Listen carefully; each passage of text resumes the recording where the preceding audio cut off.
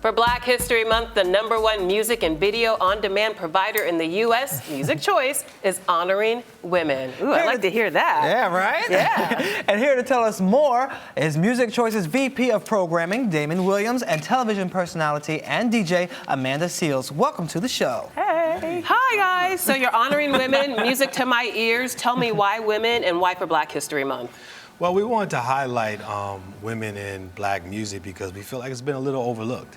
And Thank you. Just a little bit. And, you know, we think a lot of times emphasis is only on one big mega star like a Beyonce, but there's a lot of other people that make a lot of contributions that matter. Definitely. Amanda, you weigh in. You're a woman in the music industry. Right. I am. Yeah. Yeah, no, I mean, I definitely agree with him. There's such, like, this tokenism ideal with black women in music these days. You know, it's really like Rihanna, Beyonce, and then you forget that there's a whole other group of women doing their thing, and there's a long history of black women creating amazing music. And so I appreciate that for Black History Month they even got that specific with it and not just said like, look, black people did music. Yeah. So tell us about some of the special programming you'll be running throughout Black History Month. Well, we actually did a panel discussion called the Diva Debate. Oh. And we kind of talked about today's black women artists that are considered divas, the new definition of what a diva is. I mean, that may have changed a little bit over the last couple of years. So it was a good chance to talk about the genre, talk about women. And I think the thing that was interesting, there's so many different styles of music. And it wasn't locked on, again, just the Beyonce thing. It's like, how do you look at someone like Janelle Monáe and look at what she's doing and how she holds true to her artistry? And I think that's what was cool about it. Let's talk about the Diva Debate. What does a diva mean now, post-debate? Well, I think what was great about the debate was that, you know, we addressed what diva still means to some people and what it has come to mean in different spaces, right? Like, there was a recent interview with Patti LaBelle where she says, like, you know, I don't even want to be called a diva no more because they just throwing this word around. And my name actually used to be Amanda Diva. And I dropped the diva and went back to Seals because the word diva had become so... had come to have such a negative connotation that it would precede me before I even got to places. Oh, really? Like, I got hired for a job and was told, so your job is to come in here and prove you're not a diva. Really? And I was like, actually, I thought my job was to come in here and be awesome at the job. But, you know, so that so I think diva now has a overshadowed. negative connotation. Definitely. So it's not the term, it's not the traditional opera term where it was a term of endearment. For a now lot of it's people, become it isn't. And so synonymous with the B word.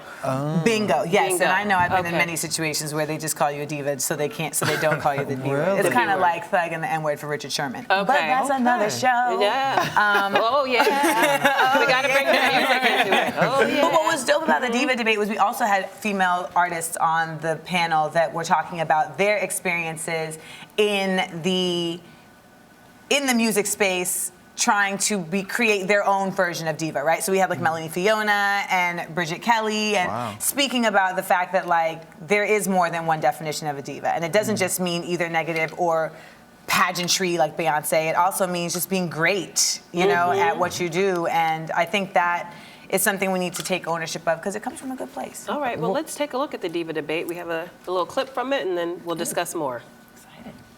Do you think it changes things when you're married? Do you think it's more sensual than sexual because she's talking to her husband? Definitely.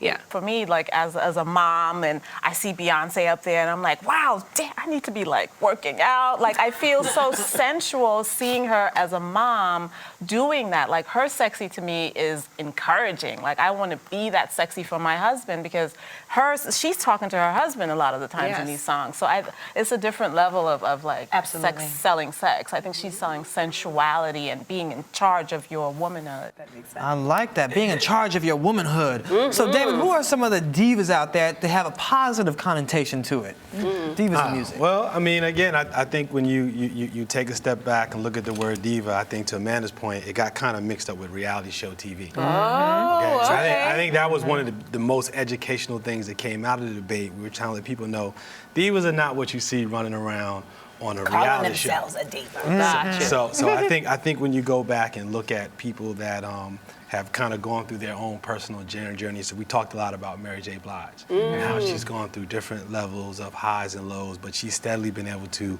maintain herself and represent herself musically and also artistically. We talked about some younger divas that are coming along. We talked about what Willow Smith will mean in the next 5 to 10 years. As someone who's very, very young, but she's coming almost through like royalty, right? Her family is this musical Hollywood family, and the fact that she is in some ways being groomed to carry that torch on. So I thought it was, in the show, you're gonna find a good mix and match of today's superstars and also the next generation. And I like that you mixed it up with some guys in there too, so showing some love to them. Now, besides the Diva Debate, what other type of original program will you be providing? Oh, we're digging into the catalog. So, really? Digging in the crate? Digging in the crate? Okay. What can we expect? So we got some 90s stuff. Really? So we pulled out some of the best music videos. That's from, your era, Shannon. Yes, I was born in the 90s. Of course. We did it the other day on the show. I did on the show. Yeah, we did. So we're digging in the crate. We got some stuff from the 90s. Also doing a lot of features of some of the great balladeers like Charlie Wilson, those kind of guys. So you can find all that content on Music Choice On Demand. If you go to the Black History Month folder on your local cable operator, you'll find all that good stuff. Okay, all right. So let's talk about the show Primed. Explain what happens on the show Primed and who are some of the people that we may be seeing in upcoming episodes. Well, Prime is our new artist platform. Okay, so gotcha. that is our brand for taking an artist who someone may or may not ever heard of and actually telling their story. Okay. So one of our big success stories this year was Kendrick Lamar. Yeah. We featured him, also Future. So a lot of times guys are That's emerging. Sierra's baby daddy. There you go. Okay. That is her fiance. Her fiance. Say, oh, That Duly is her. noted. different. I stand corrected. Until they get married, I her baby daddy. He's 3 other women's baby daddy. I know. So There you go. that's a whole. Big difference, huh? Touche. Amanda Diva. I love the shade. Okay, continue, Damon. Sorry about that. We just had to have a Let's talk woman about the video. moment. Okay. So the show again is about creating that platform for consumers to discover the next generation of artists. So right now we're starting to work with Top Dog Entertainment, who obviously broke out with Kendrick, but they have other artists like Schoolboy Q that we plan on premiering. So what we do is we keep our eyes open. We're out there looking around for like the next big thing, and then we try to grab them early in the process and say they're prime. So what do you have to do to qualify to be that prime? You know, just be up and coming in the game, you have to have at least a number one single out, what? No, it's not based upon the number one single. It's more of an editorial thing. So our programming team, we get together, we take a look what the artist is doing in the marketplace, but more importantly, we listen to their music. Really? And we think that is something that, like when we first heard Kendrick, lyrically, we were like, okay, felt like Nas 1990, right? Oh, yeah. Taking it back to something that was not necessarily happening in hip hop. So we try to find artists that, we feel like are going to represent the next movement in music and try to present it that way. Was Kendrick robbed at the Grammys? Do I have to say? I'm gonna let Amanda take that. All right. I know she'll drop Was the he bomb on that robbed? one. Macklemore thinks that he shouldn't have won the award. Kendrick has been mum. What do you think? I'll sum it up Amanda? like this. Okay. I feel that yes, he was robbed because I feel that Kendrick is innovating hip hop, but Macklemore is innovating pop. So I think that's the big difference, and I think that a lot of it has to do with the fact that the Grammy people that are voting, the Grammy Association, they are not as well versed in hip hop as they are in other genres. And so for hip hop, they're voting more from just a place of aesthetics.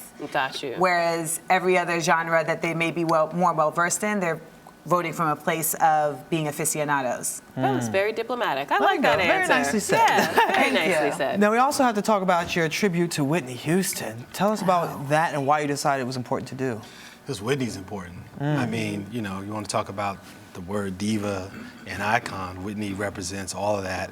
So we always try to make any and all content that we have available on her. We'll also create special programming, not just on our Video On Demand network, but also on our music network to highlight her catalog. Her catalog is deep and rich, as you know. We try to get beyond just the hits and try to get to other content. But anytime you have someone like that, there's a Whitney, there's a Michael Jackson, when you have those type of anniversary dates, those type of things, you definitely need to note them and make the content available. So.